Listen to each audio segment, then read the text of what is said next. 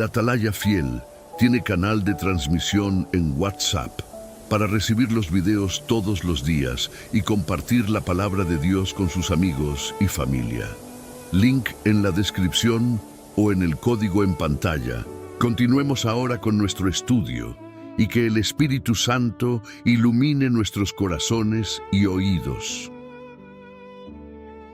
Imaginemos por un momento una imagen increíblemente solemne.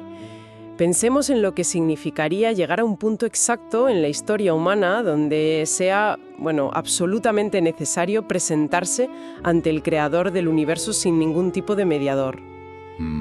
Es una idea fuerte. Es una idea que, fíjate, si nos detenemos a reflexionar sobre ella, paraliza un poco. Bienvenidos a El Análisis Profundo capítulo 24. Hoy nos sumergimos de lleno en las páginas de una obra histórica monumental, El Gran Conflicto, de la autora Ellen G. White. Sí, un texto clave. Y vamos a centrar toda nuestra atención en su fascinante capítulo 24 titulado El sacerdote. La misión de esta inmersión profunda es embarcarnos en un estudio religioso, devocional e introspectivo de este texto, desgranando conceptos que van mucho más allá de la simple teoría. Y para dar el contexto inicial que merece este análisis detallado, es fundamental entender que el material fuente describe un momento cósmico verdaderamente crucial. No estamos hablando de un evento histórico terrenal cualquiera, Claro. sino de un punto donde la intercesión divina llega a su clímax absoluto. El texto establece una conexión directa, una conexión muy profunda entre eventos celestiales invisibles que suceden en lo que la autora denomina el santuario celestial y una transformación espiritual muy real y tangible aquí en la tierra. Totalmente. Es el momento en el que el trabajo de Cristo como sumo sacerdote en ese santuario celestial está llegando a su fase final, y las implicaciones que esto tiene para la humanidad son inmensas. Vale, pues vamos a desgranar esto paso a paso porque es un concepto teológico denso, pero absolutamente fascinante. El texto nos plantea que cuando este ministerio final de mediación concluya, el ser humano tendrá que sostenerse ante Dios por sí mismo. Sin mediador. Exacto, sin esa figura mediadora. Para ello, se exige que las vestiduras espirituales de cada persona estén completamente inmaculadas. El carácter tiene que estar purificado de todo pecado mediante lo que el libro llama la sangre rociada. Pero a ver, un momento, me gustaría plantear una duda razonable aquí. ¿Exigir una pureza absoluta y un carácter inmaculado suena a una carga psicológica casi insoportable? ¿Cómo evita la autora que esta exigencia se convierta en una fuente de ansiedad constante y abrumadora para quien busca seguir este camino? Lo fascinante aquí es precisamente cómo el texto resuelve esa tensión latente. A menudo en las discusiones teológicas se caen extremos perjudiciales. O bien se defiende que todo es una gracia pasiva donde el ser humano no tiene que hacer absolutamente nada. Ya.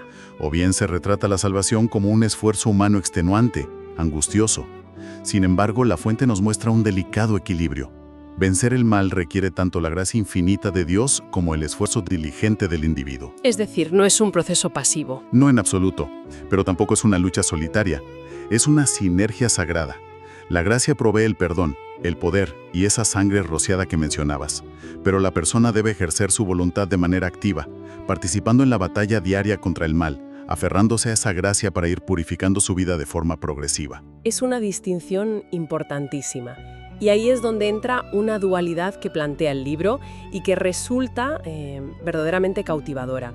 La obra menciona que mientras ocurre lo que llama un juicio investigativo en el cielo, en la tierra se requiere una acción simultánea por parte de los creyentes. Exacto, es paralelo. Para quien nos escucha y quizá no esté familiarizado con el término, este juicio investigativo es descrito como un proceso minucioso donde se examinan las vidas, se abren los libros de registro cósmicos y se borran los pecados de los verdaderamente arrepentidos en ese santuario celestial.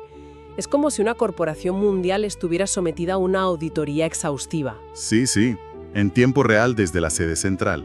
Eso es, mientras los auditores revisan los libros de contabilidad arriba, los trabajadores en la fábrica abajo deben mantener una diligencia absoluta. Los fieles, dice la autora, deben involucrarse en una obra especial de dejar el pecado de lado.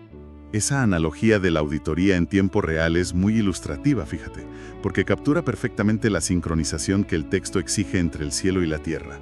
Este concepto está fuertemente ligado al mensaje del libro del Apocalipsis, capítulo 14, donde se hace un llamado universal a la humanidad para prepararse ante la hora del juicio. Es como si el reloj celestial marcara exactamente la misma hora que el reloj del corazón humano. Totalmente. Ambas esferas deben estar alineadas en este proceso de purificación. Y si buscamos el objetivo final de toda esta preparación paralela, la fuente nos remite a una cita muy poderosa de la carta a los Efesios, en el capítulo 5. Sí, una cita que subraya ese altísimo nivel de exigencia del que hablábamos hace un momento. Exacto. La meta de este proceso de purificación terrenal y del juicio investigativo celestial es que, para el momento del retorno divino, la Iglesia pueda presentarse sin mancha ni arruga o cosa semejante, sino santa e intachable. Ese es el estándar que se marca. Madre mía. Es la culminación de ese esfuerzo diligente unido a la gracia de Dios. Es formar un carácter que ha resistido la prueba de la investigación divina y ha sido hallado irreprensible. No por mérito propio aislado, sino por esa perfecta colaboración con lo divino a lo largo del tiempo. Entiendo. Es como prepararse meticulosamente para el evento más trascendental de la historia humana. Imaginemos la expectación, los nervios y el cuidado al detalle que requiere asistir a una ceremonia real o a un acontecimiento que define toda una vida. La preparación no se deja jamás al azar. Claro, nunca. Y para ilustrar esta urgencia y esta necesidad profunda de introspección, el capítulo 24 utiliza magistralmente dos famosas parábolas bíblicas. Vamos a entrar en la primera, que es la parábola de las 10 vírgenes, recogida en el Evangelio de Mateo en el capítulo 25. Muy conocida. Sí, en esta narrativa tenemos a un grupo de mujeres que salen en la oscuridad de la noche a esperar al novio, con sus lámparas, pero solo la mitad de ellas llevan aceite de reserva. El libro hace una interpretación muy específica y casi te diría histórica de lo que significa este aceite y esta espera tan prolongada, ¿verdad? Así es.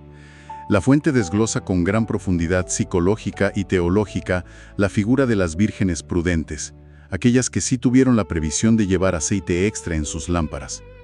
Según el análisis de la autora, ellas representan a un grupo de creyentes que pasaron por una noche de prueba sumamente amarga. Una decepción inmensa. Una noche caracterizada por una inmensa decepción, sí, porque el novio, que en la parábola representa el retorno de Cristo, se demoró mucho más de lo que esperaban.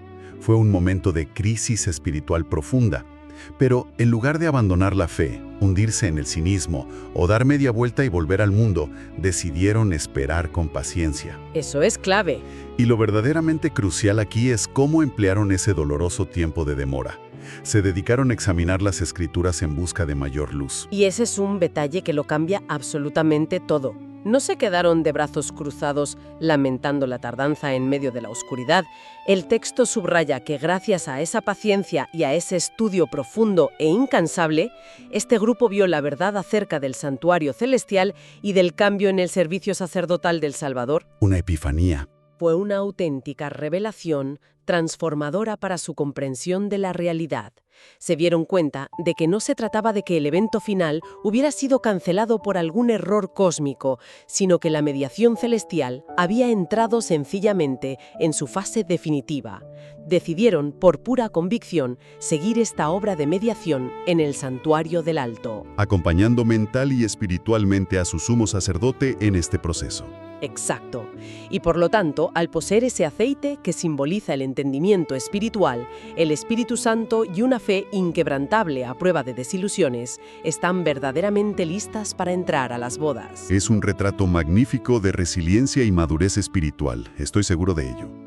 Han seguido la luz de la verdad paso a paso hasta adentrarse, por la fe, en el mismo lugar santísimo celestial. Pero la narrativa que expone la autora no se detiene en la sala de espera. No. Enlaza este concepto de forma inmediata con otra parábola profundamente ilustrativa. La parábola del banquete de bodas, que encontramos también en Mateo, en el capítulo 22. En esta historia, un rey prepara un festín nupcial majestuoso para su hijo y tras varias vicisitudes y rechazos por parte de los invitados originales, finalmente la sala se llena de comensales, tanto buenos como malos. Y aquí es donde se pone verdaderamente intrigante la exposición del libro.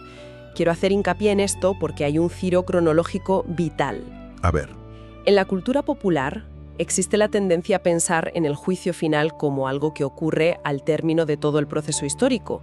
tal vez después de la celebración celestial o como un evento distante donde se separa a las masas. Pero el texto subraya, desgranando la parábola, que el juicio ocurre estrictamente antes de las bodas. Claro. Es un requisito previo, ineludible y minucioso. Esa precisión cronológica es el núcleo del argumento de la autora. La obra explica cómo, antes de que comience verdaderamente la celebración, la música y el regocijo de las bodas, hay un momento de suma solemnidad. El rey entra personalmente en la inmensa sala para inspeccionar a los invitados. Su propósito exclusivo es observar si absolutamente todos los presentes llevan puestas las vestiduras nupciales. Un examen riguroso. Individual e intransferible. El rey pasa la mirada por cada rostro. Y el detalle más memorable que aporta la fuente es cómo define exactamente estas vestiduras. Evidentemente, el texto deja claro que no estamos hablando de ropajes de tela o lino terrenal. Sería absurdo. Se definen, y aquí cita el Apocalipsis capítulo 7, como el manto inmaculado del carácter lavado en la sangre del Cordero. Es una metáfora literaria bellísima, pero volvemos a la tensión inicial. Es tremendamente exigente. Lo es, porque representa el carácter mismo de Cristo impartido y desarrollado pacientemente en el creyente. La conexión maestra que hace el libro en este punto es estructural. Esta obra de inspección por parte del rey en la parábola, este examen meticuloso para ver quién lleva realmente el manto inmaculado del carácter, es la representación terrenal y narrativa exacta de ese juicio investigativo del que hablábamos hace un momento. Todo encaja. Es la misma obra final que se realiza en el santuario celestial. El Rey del Universo está revisando los registros de las vidas humanas, examinando las motivaciones y los caracteres para determinar de forma definitiva quién ha permitido que esa sinergia entre la gracia divina y el esfuerzo personal lave su vida de toda mancha de egoísmo y rebelión. Me parece fascinante cómo la autora toma una parábola del siglo I y la convierte en el engranaje central de una teología tan elaborada y solemne. Porque, claro, esta conexión nos lleva a comprender la inmensa seriedad de este proceso legal y espiritual. En la parábola original, cuando el rey encuentra a un invitado que no lleva la vestidura nupcial y le pregunta la razón, este hombre se queda sin habla. Mudo. No puede balbucear ni una sola excusa válida. Queda mudo y, consecuentemente, es expulsado a las tinieblas de afuera. La obra de White utiliza esto para ilustrar de forma impactante que el escrutinio divino es perfecto, transparente y absolutamente justo. Nadie puede engañarle. Exacto. Nadie, por muy elocuente que sea, puede engañar al rey en ese juicio investigativo. Por el contrario, aquellos que, tras el examen de los registros en el cielo, son juzgados como portadores de ese manto inmaculado de carácter, son aceptados y considerados dignos de participar para siempre en la presencia de Dios. Y fíjate que esa falta de excusas del invitado sin vestidura es una pieza clave en el rompecabezas teológico. Demuestra claramente que la provisión estaba al alcance de la mano. En las bodas reales de la antigüedad en Oriente Medio, era el propio monarca quien proporcionaba el lujoso traje de bodas a cada uno de sus invitados a la entrada del palacio. Ah, claro. Por lo tanto, no llevarlo no era una cuestión de pobreza personal o de ignorancia, sino un acto de rechazo deliberado. Era un insulto directo a la provisión y generosidad del anfitrión. Un desplante en toda regla. Totalmente. El texto sugiere que quien carece de este manto espiritual es porque ha decidido, conscientemente, prescindir de él, confiando de forma arrogante en la aparente decencia de sus propios ropajes morales. Entonces, llegamos a una encrucijada inevitable en este estudio devocional. ¿Qué significa todo esto para la condición humana cotidiana? Si el juicio investigativo es tan exhaustivo, si se audita hasta el último rincón de la biografía de una persona y el estándar innegociable es un carácter inmaculado, ¿qué sucede con quienes deciden simplemente ignorar este llamado urgente? Esa es la gran pregunta. Hay que admitir con honestidad que vivimos inmersos en un mundo frenético, lleno de ruido constante, pantallas y distracciones infinitas, donde resulta facilísimo apartar la mirada de las realidades espirituales, posponer las decisiones importantes y rechazar esta invitación a la introspección. ¿Cómo aborda el texto las consecuencias a largo plazo de esta negligencia espiritual? Lo aborda de una manera sumamente contundente, sin emplear atenuantes. Basándonos estrictamente en el texto fuente, se lanza una advertencia sobre los inmensos peligros que conlleva rechazar la luz divina cuando ésta se ofrece de forma nítida. La autora no se queda en el plano abstracto, sino que utiliza paralelos históricos muy poderosos para dar peso a su argumento. ¿Cómo cuál es? Menciona, por ejemplo, los días de Noé, describiendo cómo el mundo antidiluviano ignoró por completo el mensaje de un juicio inminente. Prefiriendo continuar con sus rutinas placenteras, menciona la apatía y complacencia moral de los habitantes de Sodoma. Y, de forma aún más punzante, señala los días en que el propio Cristo caminó en la tierra enseñando verdades puras. Sí. Subraya cómo la nación que había sido elegida históricamente para recibirle prefirió rechazarlo y crucificarlo porque sus enseñanzas confrontaban sus arraigadas tradiciones y su orgullo. Es decir, el libro delinea un patrón de comportamiento humano recurrente que parece repetirse implacablemente a lo largo de los milenios. Exactamente. Retrata un patrón de ceguera voluntaria y progresiva. El libro explica que, cuando el ser humano rechaza obstinadamente las enseñanzas claras de la palabra y silencia de manera repetida la convicción de su propia conciencia, no es que Dios lo castigue de forma arbitraria y vengativa. Claro, no es un castigo caprichoso. Más bien, la persona termina siendo abandonada a las consecuencias lógicas de sus propias elecciones. Termina entregada, cautiva, a los engaños que tanto ha llegado a amar y acariciar. De hecho, el texto fundamenta esta idea citando de forma literal la segunda carta a los tesalonicenses, capítulo 2, señalando que, a quienes no aman la verdad para ser salvos, la providencia les permite creer en la mentira, enviándoles lo que las Escrituras denominan un poder engañoso. Es un pensamiento que invita a una sobriedad tremenda en nuestra forma de vivir.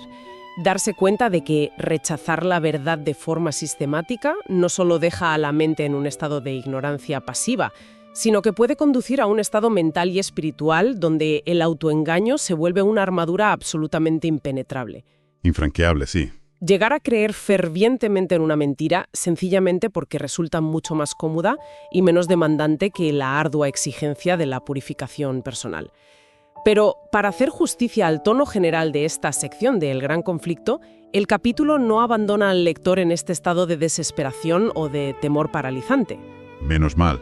Aunque las advertencias son indudablemente severas y el estándar de pureza roza lo inalcanzable, la atmósfera final del texto es de profunda devoción, de invitación constante y de redención inagotable, huyendo de cualquier fatalismo condenatorio. Y si conectamos todas estas serias advertencias con el panorama general del capítulo, debemos resaltar obligatoriamente que la exposición concluye con una nota de gracia inmensa y profundamente reconfortante. A pesar de detallar la terquedad humana, a pesar de diseccionar esa trágica tendencia al autoengaño, la fuente enfatiza de forma categórica que Cristo continúa intercediendo por la humanidad. Es una maravilla. Mientras ese solemne juicio investigativo sigue su curso en las cortes celestiales, todavía hay un sacerdote sumamente compasivo oficiando en el santuario. Y lo más hermoso y esperanzador de todo el argumento se resume en esta promesa central: Dios dará luz a quien la busque. A todo el que la busque. Nadie, absolutamente nadie, que busque sinceramente la verdad, que anhele de corazón esa purificación de carácter, será dejado a oscuras, confundido o abandonado a su suerte. La provisión divina, representada por ese manto inmaculado, es sobradamente abundante para todo aquel que acuda con un corazón dispuesto, sincero y humilde. Y esto nos lleva directamente a la relevancia actual de este estudio introspectivo, al verdadero por qué debería importarnos dedicar nuestro preciado tiempo a rascando la superficie de estas páginas. Cuando abrimos este capítulo 24, a primera vista podría parecer que estamos lidiando exclusivamente con conceptos teológicos sumamente abstractos e intangibles. Sí, puede sonar un poco lejano. De una mediación. Podrían sonar como eventos de otra dimensión que apenas roza nuestra existencia cotidiana, pero al profundizar, esta exploración nos revela que en su esencia más pura, este texto es un manual intensivo para la transformación diaria del comportamiento humano. Completamente. Nos invita, casi nos empuja, a una profunda reflexión sobre cómo nuestras decisiones más minúsculas, nuestras reacciones instintivas ante una injusticia, nuestras palabras en medio de un conflicto doméstico y nuestros pensamientos cotidianos más secretos están forjando ese carácter inmaculado. No es una vestidura mágica que cae del cielo en el último milisegundo de la vida. No, no funciona así. Es una obra de arte moral que se construye mediante una colaboración constante a lo largo de los años, combinando esa gracia infinita que se ofrece a manos llenas con el esfuerzo perseverante por elegir el bien por encima del mal. A modo de resumen de este denso y enriquecedor recorrido que hemos llevado a cabo hoy, podemos afirmar con seguridad que hemos transitado por las mayores profundidades del capítulo 24 de El Gran Conflicto, desgranando sus conceptos más vitales. Hemos analizado esa solemne fase final de la mediación celestial, comprendiendo la enorme advertencia teológica de que llegará un momento definitivo y real donde esa intercesión llegará a su término. Una realidad ineludible. Hemos reflexionado con detenimiento sobre la necesidad imperativa de presentar ante el Creador un carácter purificado, bellamente simbolizado por esas vestiduras nupciales que el rey de la parábola inspecciona con ojo crítico. Pero por encima de todo el rigor inherente a un juicio de esta magnitud, hemos destacado la promesa inquebrantable que vertebra todo el texto de White. Esa promesa que lo cambia todo. La certeza inamovible de que la divinidad siempre, invariablemente, provee la luz, la gracia y el poder activo necesarios para lograr esa transformación a toda persona que se disponga a buscarla con genuina sinceridad. Ha sido, sin duda alguna, un viaje intelectual y sobre todo devocional que resulta fascinante, que nos obliga a mirar hacia adentro de nuestras propias vidas con una honestidad casi brutal. Y todo esto plantea una pregunta importante. Un concepto que nos invita a ir un paso más allá de lo que el texto aborda de forma literal en sus páginas, pero que es la consecuencia natural y lógica de adoptar esta cosmovisión asombrosa. Cuéntame. Si aceptamos verdaderamente la premisa de que existe este santuario celestial, real, plenamente operativo en este mismo instante, y que hay un proceso legal detallado evaluando activamente cada biografía humana en tiempo real, esto cambia de manera radical e irreversible nuestra percepción misma del tiempo y del espacio. Vaya. Bajo esta lente, el cielo deja de ser un destino abstracto, una nube brumosa y lejana a la que el alma viaja después de morir, y se convierte de pronto en una sala de operaciones que late exactamente al mismo ritmo que nuestro presente. El abismo inmenso que solemos imaginar entre lo terrenal y lo divino colapsa por completo, uniendo ambas dimensiones en el ahora continuo. Qué perspectiva tan deslumbrante y sobrecogedora para la mente humana. Si verdaderamente internalizamos que lo que ocurre hoy, en un martes cualquiera por la tarde, mientras se trabaja en la oficina, mientras se espera en el tráfico o en la intimidad silenciosa del hogar, está resonando de manera simultánea, instantánea y con un peso legal en los majestuosos atrios de ese santuario celestial, la vida ordinaria adquiere de golpe un peso eterno insospechado. Deja de ser ordinaria. Bajo esa visión ya no existen momentos triviales ni acciones descartables.